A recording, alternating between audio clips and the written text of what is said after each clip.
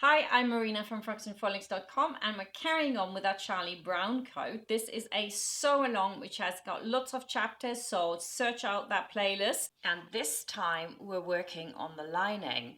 We're going to put the lining against the vent at the back this time, which is something that puzzles a lot of people, and I hope I can lift the veil for you so you can really enjoy making something like this.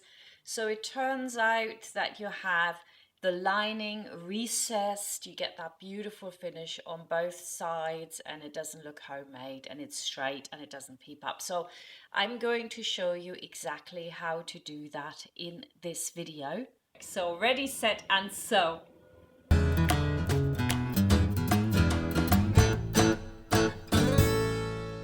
So go grab your lining we've prepared earlier and also your shell.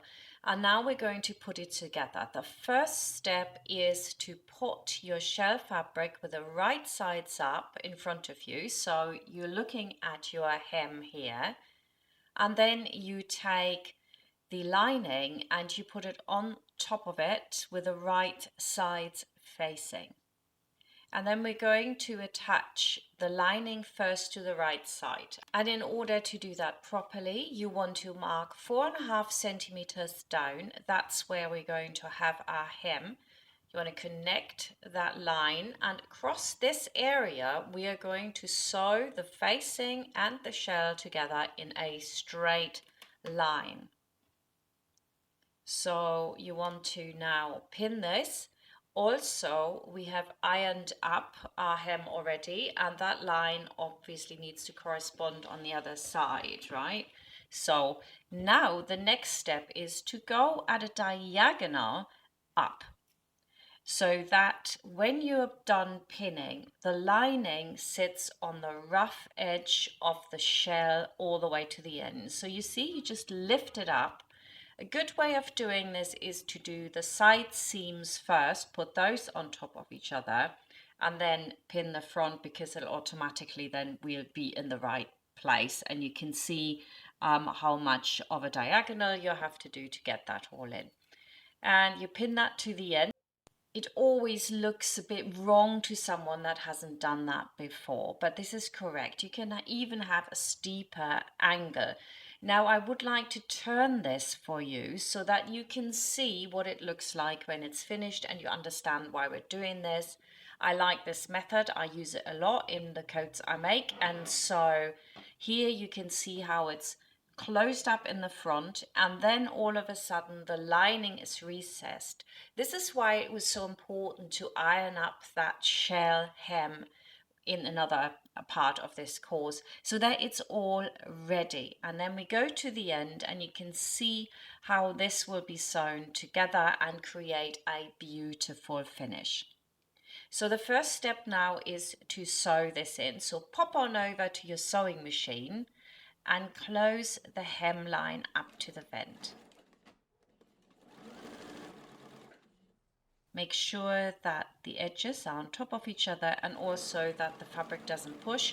You can always stretch it a little bit or hold it taut at the beginning and the end if you have to, if that's what your fabric needs. And then we'll go to the point here fairly close to where we got the facing start, so we can ease it in to the facing. Now I'm doing always quite a steep angle, but it doesn't have to be that steep. You could start here and then gently do it all the way down, instead of just going down there. Making sure nothing pushes. And where you sit on the facing, that's where it needs to come in straight. So I'm just turning it to that point.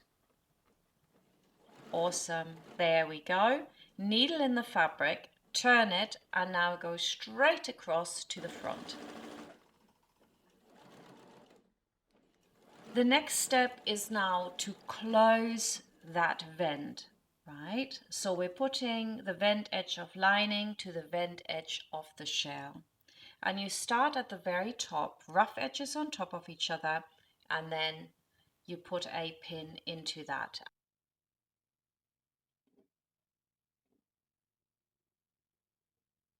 and you see the shell is slightly longer. So what you want to do now is fold the hem in on itself of the shell, and then you just push your lining to the point that it fits in, right? So I'm just gently going to move that down so that it sits all straight, and you can see it's just over 1 centimeter at the bottom, and you can see how it makes this little round there. Look, it goes whoops and then back up. So you want to pin that, and then we're going to sew that together. So go back to your sewing machine and sew it together. Don't close that bit there, just in case you're wondering, just down here is such an easy method. And I have to tell you that, of course, the left side is not quite that easy. It's a little bit more fiddly, but I'm going to help you fiddle this to perfection. And make sure nothing moves here. Go straight across, and there we go. Lock in your stitches. And now when we turn it, it's where the magic happens. It's actually really, really nice. This part is, like I say, it's like really simple. And you might have to move it out a little bit with a pin here, and then you get that beautiful edge all the way to the end. Have a look at that. So let's iron the edge of the vent and the hem first. You don't necessarily need to do that with a weight and a wet cloth just yet. We'll do that later. Look, it's absolutely beautiful. So that was the easy part basically. And now we're going to do it on the other side. This is where we're going to do it slightly different. We're going to pin the left side of the hem from the facing to the side seam only. And you can sew it together as well. I have later on taken my pins back out so you can see stuff easier. But for you guys working at home, you want to now mark the 4.5 centimeters down again on either side. And also draw a line across. It's not quite straight there what I've done the second mark. Never mind, eh? And we are going to pin this, and again I make sure that I sit exactly on that ironing groove that I've put in when we were putting the jacket shell together. So if you're just joining us now, you can go back and watch all the videos for this coat, and then you know how to make a coat properly, and it's all free, of course. So here you can see it's sitting right in that groove. And now I'm going to do a few pins here and then go rather steeply down to the start of the hem on the facing. And then we get that beautiful recessed hem here as well. So you could do it really steep or angle it in a little bit more. And we're just doing this right up to the side seam, and then we're not going on further because we have that integrated facing here which turns in, and it is not entirely clear from the instructions where to sew it to, and I think it's visually much more understandable if we sew the vent in the first instance. Now, if we put this together, then everything else will fall into place. And their suggestion here is that you turn up the lining a little bit. Now, what's a little bit? You don't really know. So I have struggled with it and looked at the instructions, and really it needed to be a little bit clearer. That's my only criticism here, but I'm going to let you in a secret. It's 1.5 to 2 centimeters. So you turn that up on your lining and pop that down, and I'm doing too much here. For better or for worse, I did 4 centimeters, which I had to then fix, but for you guys it's 1.5 to 2 centimeters, and it needs to be level with the other side. It's really not hard once you know how to do this. So the distance from the hem, which we folded already, is 1 centimeter. And so I'm just giving this a little bit of a press so I don't get confused. And then I am going to sew the vent on the left hand side together. Now I would really advise you to start at the top rather than the lower edge where I've already ironed it over, because it makes it easier. And at the top you need to have the seam allowance showing on the shell side. And here we're going to sew exactly from this point. Now let me mark this for you. We've got a line here and we're going to cut into there so that we can open it out. And we need to have that seam allowance of 1 centimeter on either side, right? And if you then work down with your lining and you just put it flush together, you will find that in order to have that 1 centimeter distance from the hem, you'll actually need to turn it up that 1.5 or 2 centimeters. And if you look closely, you could even see that there is a little bit too much right in this area here, and I'm easing it in, which of course was a mistake. So if you start at the top, you put it flush to the edge, you will find that you end up with the 2 centimeters at the bottom and still have a centimeter left over towards the hem, right? And this is left standing. Now we're just going to sew that in, and we're going to start at the lower edge with the sewing in where we folded it over. Obviously you can see here that it's folded over more than 2 centimeters, which was incorrect, and I'm putting that right later on, but I was on autopilot, happens to the best of us. So you sew that right to that point here where we've got the centimeter seam allowance from both sides where they meet, because we've got that corner there, right? And now we're going to cut into it right to the quick here, and that means we can now open it out nicely. Put it on your sleeve ironing board. The reason I iron this apart is so that it's flatter, and although the seam now stands into the lining, it will not be visible by the time we're finished. So you can do that, it's not a problem. And now put it in front of you so it's nice and straight, and pin the edge of the vent together. So you tuck that a little bit in and put a pin in. Now this is not the final pinning, I take my pin out later on again, but it helps me now adjust the lower part where we're working on the vent, right, by the hem. That's why I pin it, so now I can see what I need to do. And I can now adjust my facing, the integrated facing, to fit, and you can see that it stands a little bit over the edge here, and you can already see that it is like too short. And it doesn't quite align with the right hand side, so you want to make sure that it does. So tuck that facing in to that point that it looks really good and both are okay. You want to definitely have that upper side covering the other side.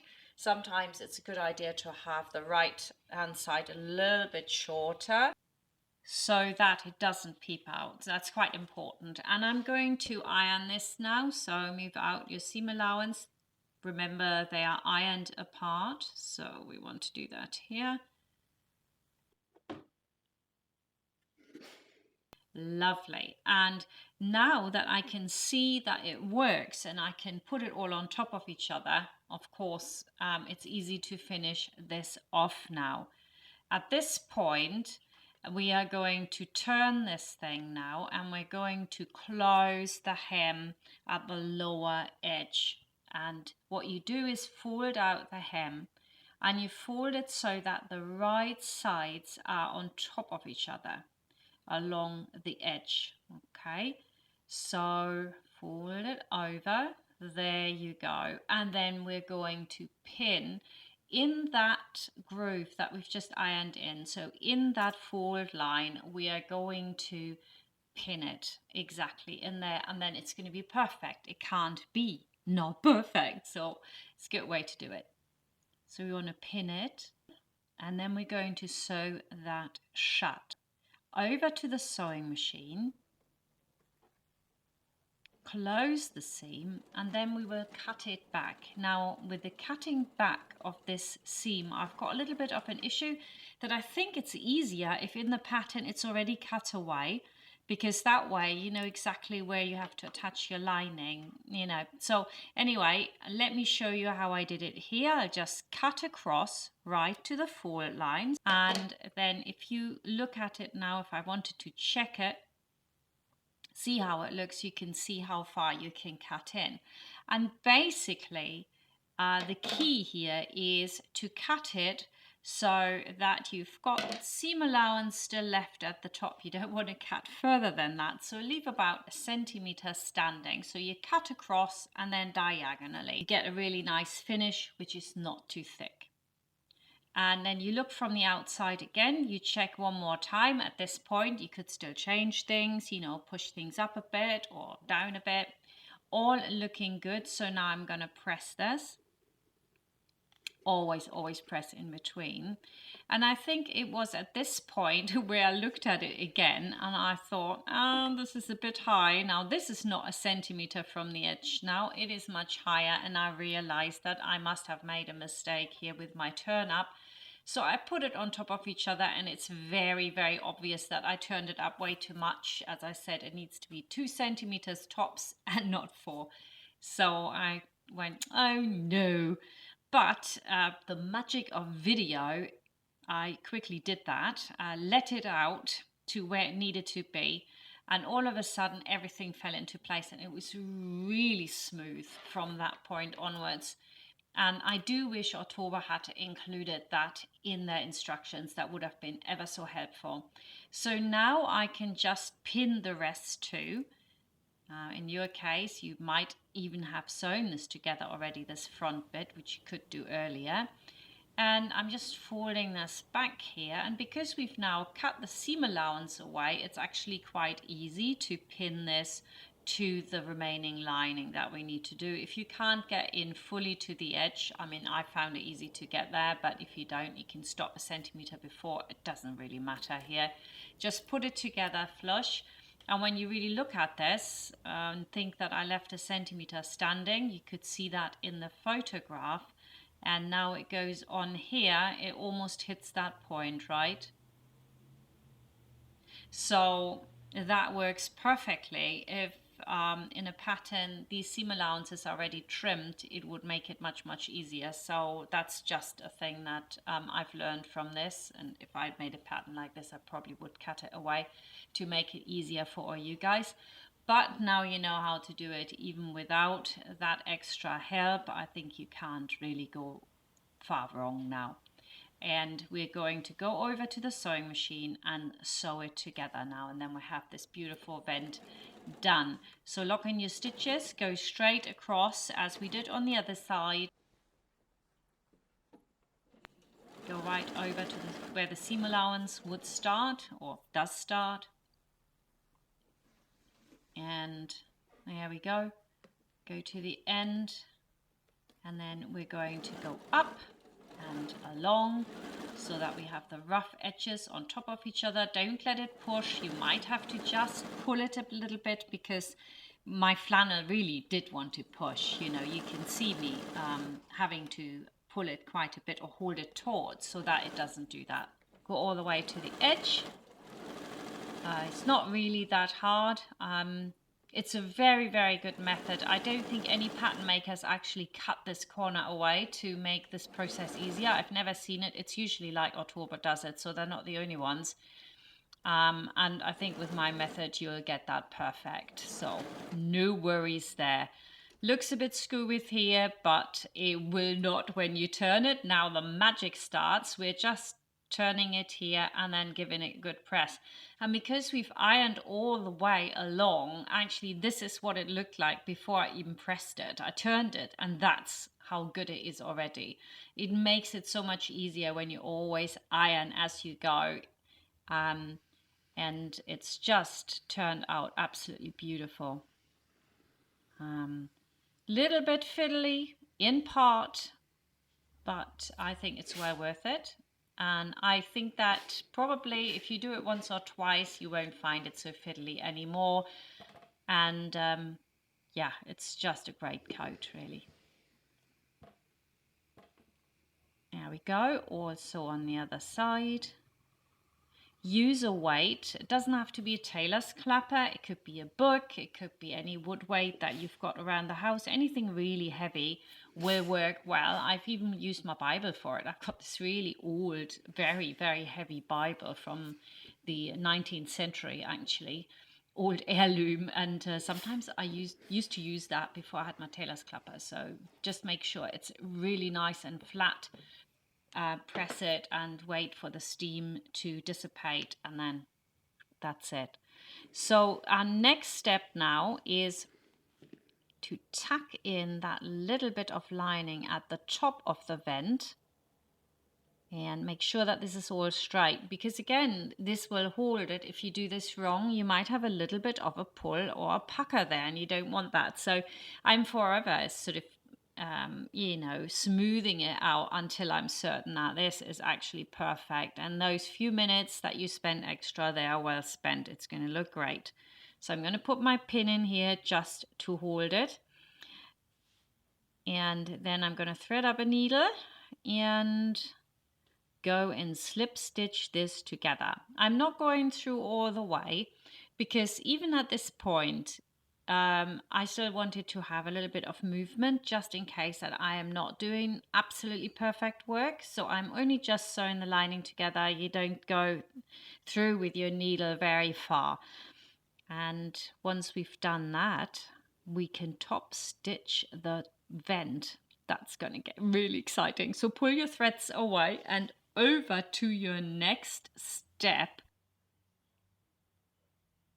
We need to pin this now really, really well, because again, we don't want any of this to have a pucker or a little bulge or something. It needs to hang completely smooth in this area. So I am smoothing, as you can tell, yet again, before I get my pins and I put them in. And we go down a few stitches and across either straight or at the diagonal. I'm doing the diagonal, and we will not lock in the stitches, but we will pull them away and then sew them away. There we go, plenty of pins. Don't underpin this because it will try to move, and in my case, very thick fabric, it does what it wants, so you got to force it a little bit.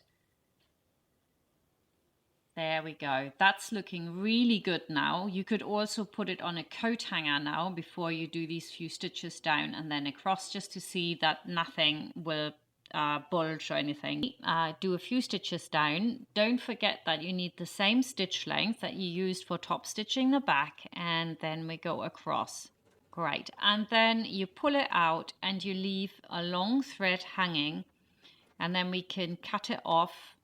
And we will pull these top stitching threads through to the other side. Okay, so I'm just looking, where is it? So by pulling the bobbin thread, yanking a little bit on it, but don't rip it, the upper thread will come through, and you can just pull it out like that.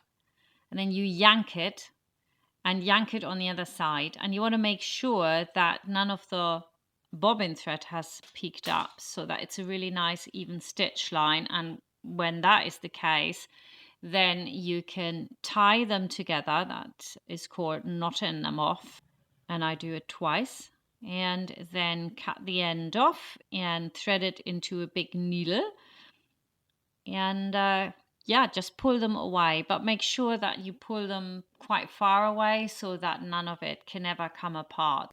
And then go in there again and pull it away, and do the same with the other one, cut it off, and that's your top stitching done. Awesome. The last step is to sew the facing of the vent to the hem, and also to make sure that your lining is touching down there onto the hem, so that that little bit of seam allowance that's actually visible isn't visible anymore. And once you've done that, you get the most flattest outcome here. It's really cool. So I'm going through quite a few times to make this look really fantastic.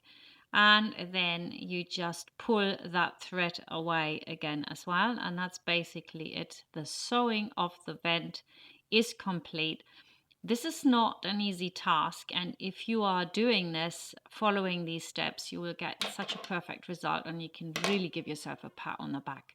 The final step is to press it with a damp cloth and your iron on hot and obviously not on steam.